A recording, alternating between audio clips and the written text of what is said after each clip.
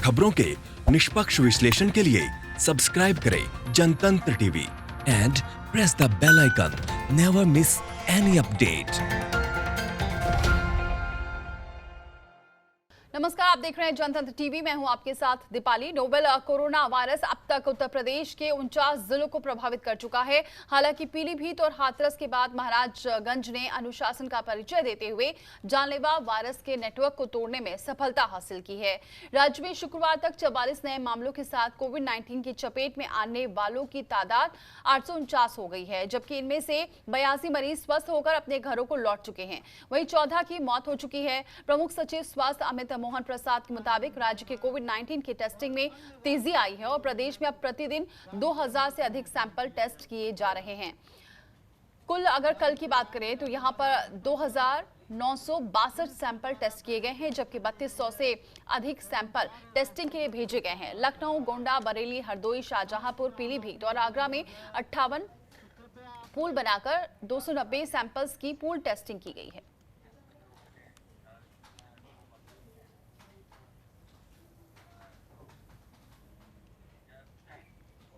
और चलिए सीधे रुक करते हैं। पंकज चतुर्वेदी इस खबर पर जुड़ चुके हैं। पंकज, यहाँ पर टेस्टिंग लगातार हो रही है और कोशिश यही है कि जल्द से जल्द ये जो संख्या अगर बढ़ रही है उसे कम किया जाए। फिलहाल क्या ताजा अपडेट है? और देखिए, उत्तर प्रदेश ऐसा पहला राज्य है शुरू हो चुकी है। गोंडा, बहराइच सहित कई ऐसे जनपद हैं जहां ये कल भी शुरू हुई और बड़े स्तर पे जो है कोरोना वायरस के जो सैंपल आ रहे हैं उसकी टेस्टिंग होगी। चूँकि जो एक दूसरे के संपर्क में आए जिनको कोरोना पॉजिटिव है उनको जब टेस्टिंग कम होती है उसकी तो जांच या फिर ऐसे व्यक्तियों तक पहुंचना थोड़ा समय लगता है। लेकिन अब प्रदेश सरकार को एक अनुमति मिल गई ICMR के तहत कि पूल टेस्टिंग करके ज़्यादा से ज़्यादा लोगों को सैंपल लिए जा सकें और ये चीज़ें स्पष्ट हो चुकी कितने लोगों को कोरोना पॉजिटिव है। तो एक उत्तर प्रदेश के लिए राहत भरी खबर है। हालांकि एक खबर अभी KGMU से आ रही है। कल 1098 सैंपल आए थे KGMU में, जिसमें 98 पॉजिटिव केस आए हैं। तो एक बार फिर से जो आंकड़ा 894 था वो बढ़ करके 1000 के करीब पहुंचता नजर आ रहा है। अभी हालांकि कई और लैब से रिपोर्ट आनी बाकी है। तो लखनऊ के साथ साथ आगरा और नोएडा उत्तर प्रदेश का सबसे ज़्यादा हॉटस्पॉट डिस्ट्रिक्ट बना हुआ है। तो वहीं सोमवार से इसको लेकर के और मुख्यमंत्री क्या करेंगे इसको लेकर के बड़े स्तर पे निर्णय होगा। हालांकि अभी 10:30 बजे मुख्यमंत्री योगी आदित्यनाथ की मुख्यमंत्री कार्यालय लोक भवन में इसी मुद्दे को लेकर के बैठक होने जा रही है कि इसको कैसे रोका जाए। जिस तरीके से लखनऊ में लगातार इसके केसेस आ रहे हैं, दूसरी तरफ जो तबलीगी जमात से जो जुड़े लोग हैं उनकी हर हाल में कोशिश सर्च ऑपरेशन चला करके उनको ढूंढा जाए, जो इधर उधर छुपे हों, जो बता नहीं रहे हैं। इसको लेकर के भी मुख्यमंत्री सख्त आदेश दे सकते हैं। खास तौर पे जो उससे शामिल लोग हैं उन पे कार्रवाई करने का भी मुख्यमंत्री पुलिस अधिकारी और वरिष्ठ अधिकारियों को आदेश दे सकते हैं। साथ ही बात सही है, लेकिन यहाँ पर कार्रवाई कैसे करेंगे? क्योंकि अभी जब पूरी तरीके से चिन्हित नहीं हो रहे हैं, क्योंकि मामला यहाँ पर सरकार पूरी कोशिश कर रही है, उसके बावजूद क्या वजह है जो ये मामले बढ़ रहे हैं? और जो दूसरी बात आप कह रहे हैं तबलीगी जमात की, पहले क्या ये सभी चिन्हित हो चुके हैं या अभी भी छिपे हुए हैं? तो कार्रवाई कैसे होगी? देखिए, सरकार का दावा है लगभग में आधे से ज़्यादा लोग हो चुके हैं, लेकिन कुछ ऐसे लोग हैं जैसे लखनऊ का सदर इलाका हुआ, वहाँ शुरुआती दौर में 12 तबलीगी जमात से जुड़े लोग पकड़े गए थे। लेकिन जो उनके संपर्क में आए थे या 2-4 और ऐसे लोग थे जिन्होंने नहीं बताया। उसका सबसे बड़ा कारण कि लखनऊ में ये आंकड़ा 100 से ज़्यादा पार हो गया और सबसे ज़्यादा कैंट जो सदर एरिया है वहाँ है। पूरे इलाके को सील किया गया, उसके बावजूद पुलिस का कहना है कि वहाँ के लोग सहयोग नहीं कर रहे हैं, जो उनके संपर्क में आए वो बता नहीं रहे।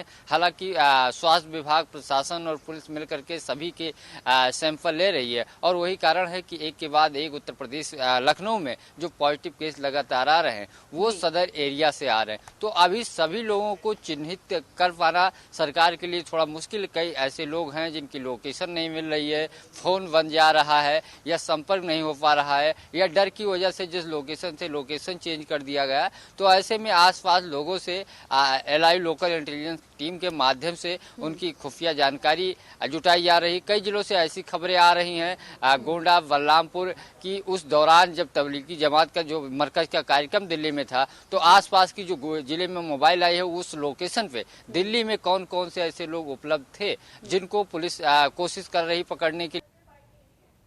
वहाँ उन दिनों जो 10 अप्रैल मार्च से और 15 मार्च के बीच में जो लोग मौजूद थे उन सभी की डाटा मोबाइल नेटवर्क के माध्यम से भी इकट्ठा किया जा रहा है। तो पूरी कोशिश सरकार कर रही कि उससे जुड़े लोग बाहर आ जाए। धर्मगुरुओं से अपील कराई जा रही है, पुलिस कोशिश कर रही। पंकज, जो आप बता रहे हैं यहाँ पर कैंट एरिया के जो लोग हैं वो सपोर्ट नहीं कर रहे हैं, तो क्या लगता है कि अब इन पर सख्त कार्रवाई करेगी सरकार इस वजह से, तभी ये लोग मानेंगे?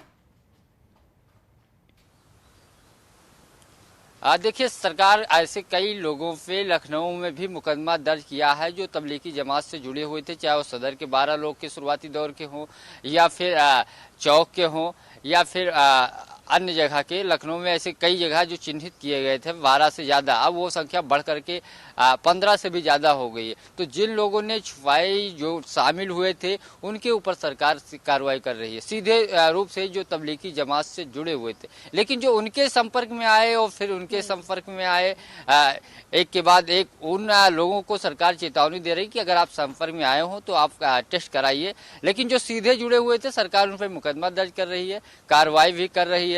चूंकि अभी जिनको रिपोर्ट अगर पॉजिटिव आ रही है तो उनको इलाज सरकार पहले कराएगी, उसके बाद उनके ऊपर कार्रवाई करेगी। लेकिन मुकदमा सभी के ऊपर दर्ज किया जा रहा है जो इसको छुपा रहे हैं, जो छुपवाने में सहयोग कर रहे हैं, जो सरकार का इस मामले में सहयोग नहीं कर रहे, सरकार बार बार अपील कर रही है, उन सब के ऊपर सरकार सख्ती से निपटने का आदेश दिया। दीपाली, और आज जो मीटिंग होने वाली है उसमें क्या अहम मुद्दे हो सकते हैं पंकज? देखिए, सबसे बड़ा मुद्दा चूंकि कोरोना वायरस के लगातार जो केस बढ़ रहे हैं इसको कैसे कम किया जाए, कैसे कंट्रोल में आए। दूसरी तरफ जो तबलीगी जमात की बात है, मुख्यमंत्री ने 2 दिन पहले पुलिस अधिकारियों को निर्देश दिए थे कि इन लोगों को सर्च करके निकाला जाए कहाँ छुपे हुए हैं। कई ऐसे लोग हैं जो नहीं बता रहे थे, हालांकि जब बाद में पता चलता है, रिपोर्ट पॉजिटिव आती है, तब तक उनके संपर्क में बहुत ज़्यादा लोग आ जाते हैं, जो प्रदेश सरकार के लिए चिंता का सबब बनी हुई है। उत्तर प्रदेश के जो आंकड़े हैं 900 से ज़्यादा जो हो गए, उनमें आधे से ज़्यादा तबलीगी जमात से जुड़े लोग हैं। तो सरकार ये पहली प्राथमिकता इस बैठक में ये भी है कि उन लोगों को पकड़ा जाए, उनके सैंपल लिया जाए, अगर छुपा रहे हैं या जो कोई छुपा रहा है उनके ऊपर कार्रवाई की जाए। दूसरी तरफ किसानों को कोई दिक्कत न हो इसकी व्यवस्था की जाए, जो गेहूं खरीद की गई है वो अब तक आगे भी आपसे अपडेट लेंगे। शुक्रिया बहुत ये जानकारी देने के लिए। सीएम योगी जो मीटिंग कर रहे हैं, तस्वीरें आपको दिखाते हैं। ये देखिए, मीटिंग शुरू हो चुकी है क्योंकि यहाँ पर उत्तर प्रदेश में आंकड़े बढ़ रहे हैं और ऐसे में इस आंकड़ों को कैसे रोका जाए, खास तौर से बात यहाँ पर सामने आ रही है तबलीगी जमात की, जो अभी भी सामने नहीं आ रहे हैं। ऐसे लोगों को और चिन्हित करने की कोशिश है। जो लोग दिल्ली में उस वक्त मौजूद थे उनके फोन कॉल्स के जरिए भी यहाँ पर अब कोशिश की जा रही है, पुलिस ढूंढने की कोशिश कर रही है। लेकिन फिलहाल तस्वीरें आप देख रहे हैं, सीएम योगी की जो मीटिंग है मंत्रियों के साथ, ये शुरू हो चुकी है और आगे कैसे रणनीति और बनानी है इस पर चर्चा हो रही है। लगातार केस बढ़ रहे हैं, हालांकि सरकार कोशिश कर रही है, लगातार टेस्टिंग भी हो रही है, लेकिन अगर उसके बावजूद केसेस बढ़ रहे हैं तो उसे कैसे कंट्रोल करना है, उसको लेकर ये अहम बैठक शुरू हो चुकी है।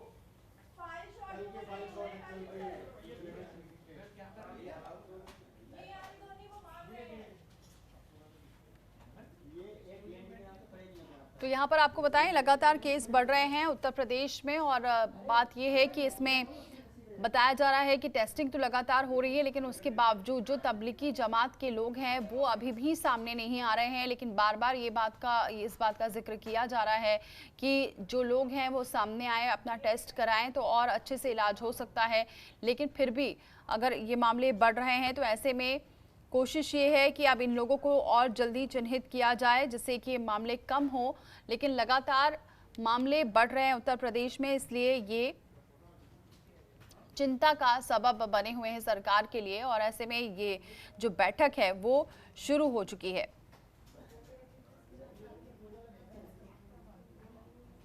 तस्वीरें आपको दिखा रहे हैं, सीएम योगी ने बीती रात भी विभिन्न जिलों में बिजली जो गिरी थी उसकी घटनाओं पर भी दुख जताया था और अब ये वरिष्ठ अधिकारियों के साथ बैठक कर रहे हैं। लोक भवन में ये बैठक शुरू हो चुकी है। जमातियों को चिन्हित कर कार्रवाई करने और लॉकडाउन को लेकर यहाँ पर ये समीक्षा बैठक शुरू हो चुकी है। हॉटस्पॉट को लेकर भी सीएम योगी आदित्यनाथ ये निर्देश दे सकते हैं, क्योंकि 20 अप्रैल को तक ये हॉटस्पॉट की बात की जा रही थी। जितने ये हॉटस्पॉट और भी दिखते हैं उस पर आगे क्या रुख रहने वाला है सरकार का, इस पर ये चर्चा होगी इस बैठक में। यूपी के सीतापुर में कोरोना पॉजिटिव के केस लगातार बढ़ रहे हैं और ये सभी केस तबलीगी जमातियों या उनके संपर्क में आए परिवार वालों से जुड़े हैं। देर रात आई रिपोर्ट में 3 कोरोना पॉजिटिव के केस सामने आने से जिले में हड़कंप मच गया। कोरोना पॉजिटिव मरीजों में 2 महिलाएं और 1 बच्चा शामिल है, जो तबलीगी जमात के परिवार वाले हैं। इन सभी लोगों को L1 हॉस्पिटल खैराबाद में शिफ्ट करा दिया गया है। इन लोगों को पहले बुनियाद इंटर कॉलेज में क्वारंटीन किया गया था। ये भी बताएं कि सीतापुर जिले में अब कुल कोरोना पॉजिटिव केस 17 हो गए हैं, जिनमें से 1 जमाती ठीक हो गया।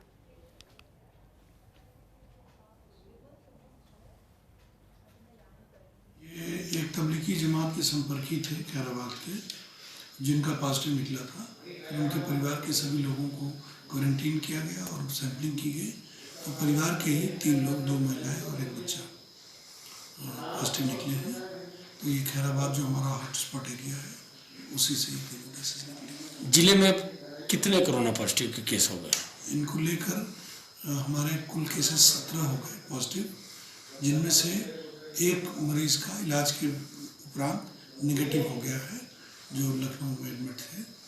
और उनको भी हम लोग वापस लाकर अलग से आइसोलेशन में अभी 14 दिन के लिए रखेंगे। क्या लगता है जितने भी केसेस आ रहे हैं तबलीगी जमात से जुड़े हुए हैं? हाँ, अभी तक यहाँ जितने भी केसेस आए हैं सभी जमाती हैं और उन लोगों में परस्पर क्लोज कांटेक्ट होने की वजह से, सोशल डिस्टेंसिंग का पालन न करने की वजह से और बचाव के अन्य उपाय न किए जाने के कारण ही उन लोगों के बीच में आपस में मर्ज फैला।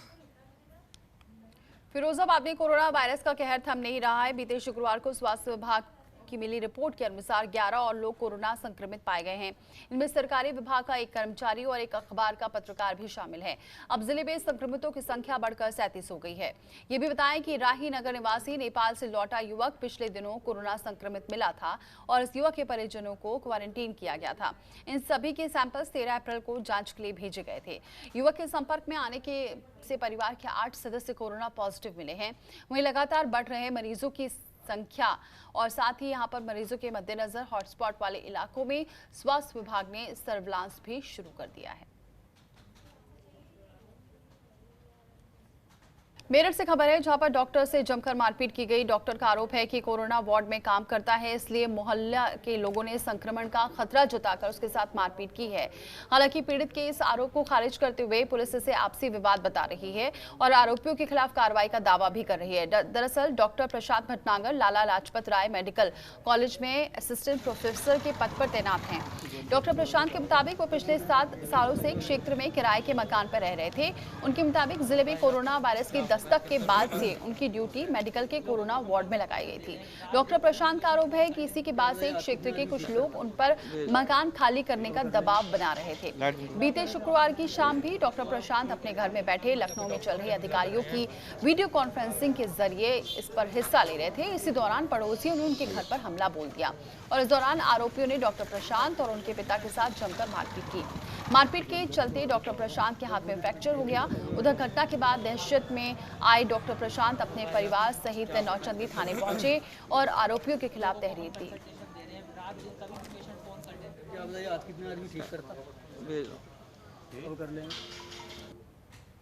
मैं शास्त्री नगर सेक्टर 6 में किराए पे रहता हूं और पिछले 7 साल से उसी जगह किराए पे रह रहा हूं।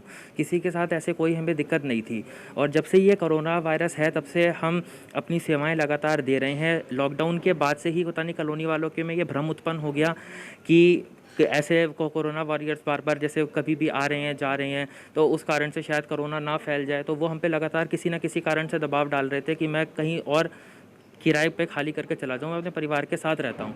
तो आज उसी क्रम में उन्होंने मेरे साथ हाथापाई करी है, जिससे मेरे हाथ में फ्रैक्चर हो गया है। डॉक्टर प्रशांत हैं सेक्टर 6 नौचंदी में और उनके पड़ोसी हैं यदवीर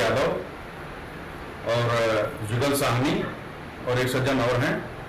वहाँ पर गार्ड का एक केबिन रखा जाता है। गार्ड का केबिन कुछ कुछ दिन के अंतराल पर किसी के मकान के सामने रखा जाता है। डॉक्टर साहब जहाँ किराएदार रहते हैं, इस बार टर्न वहाँ का था, गार्ड का केबिन वहाँ रख दिया गया। तो डॉक्टर साहब के द्वारा आपत्ति प्रकट किया गया कि यहाँ पर उनकी गाड़ी खड़ी होती है, यहाँ पर गार्ड का केबिन न रखा जाए। इस पर उनका विवाद हुआ। इस विवाद में डॉक्टर साहब को चोट लग गई है। जहां एक तरफ पूरे देश भर में कोरोना के चलते लॉकडाउन चल रहा है, तो वहीं दूसरी तरफ कुछ दिनों से सोनभद्र में जिस तरह से चोरी की घटनाएं सामने आ रही हैं, वो भी प्रशासन के लिए एक चुनौती बनता जा रहा है। पिछले दिनों बैंक में चोरी, रॉबर्ट्सगंज के एक होटल में भीषण चोरी की घटना का पुलिस अभी पर्दाफाश भी नहीं कर पाई थी कि सोनभद्र के ओबरा में चोरी करते हुए जीतू साहनी और साथ ही उनके साथ एक दो लोग और थे जो पकड़े गए हैं, जिसके बाद जमकर धुनाई कर दी गई। घटना की सूचना के बाद मौके पर पहुंची पीआरबी पुलिस ने घायल चोर को ओबरा परियोजना हॉस्पिटल ले गई, जहां डॉक्टर्स ने उसे रेफर कर आनंद फानन में पुलिस ने उसे चौपन सामुदायिक स्वास्थ्य केंद्र ले गई, जहां डॉक्टर्स ने देखते ही घायल जीतू चौधरी को मृत घोषित कर दिया। इसके बाद पुलिस भी हरकत में आ गई और शव का पंचनामा कर पोस्टमार्टम के लिए भेज दिया। परिजनों का आरोप है कि युवक वही मर गया था, पर जानबूझकर स्थानीय पुलिस तथ्य छुपाने के लिए अस्पताल में मृत दिखा रही थी और हत्या का मुकदमा न दर्ज कर पैसे वालों को बचाने में लगी थी।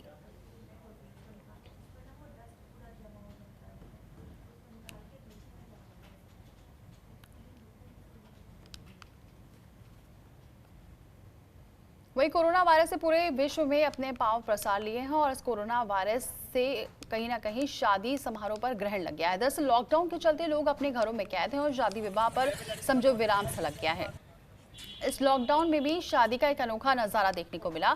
एक और जहां पर दुनिया में कोविड-19 की महामारी ने अपना प्रकोप दिखा रही है, तो वहीं कुछ लोग अपनी जरूरतों को वक्त के हिसाब से पूरा भी कर रहे हैं। ऐसा मामला आया है मुजफ्फरनगर में, जहां पर दूल्हा दुल्हन की फूलों से सजी कार मुजफ्फरनगर के शिव चौक पर आकर रुकी, जिसे देखते हुए शिव चौक पर तैनात पुलिसकर्मी अलर्ट हो गए और उनसे रुकने का कारण पूछा। दूल्हा दुल्हन गाड़ी से उतरे और शिव मूर्ति पर पहुंचे। सबसे पहले उन्होंने सैनिटाइजर टनल में अपने हाथ को सैनिटाइज किया, उसके बाद शिव मूर्ति की परिक्रमा कर 7 फेरे लिए। आपको बताएं कि इस लॉकडाउन में ये नजारा देखते ही बनता है, जहां लोग अपने घरों में लॉक हैं, तो वहीं दूल्हा दुल्हन शिव चौक पर आकर भगवान भोलेनाथ से आशीर्वाद प्राप्त कर रहे हैं।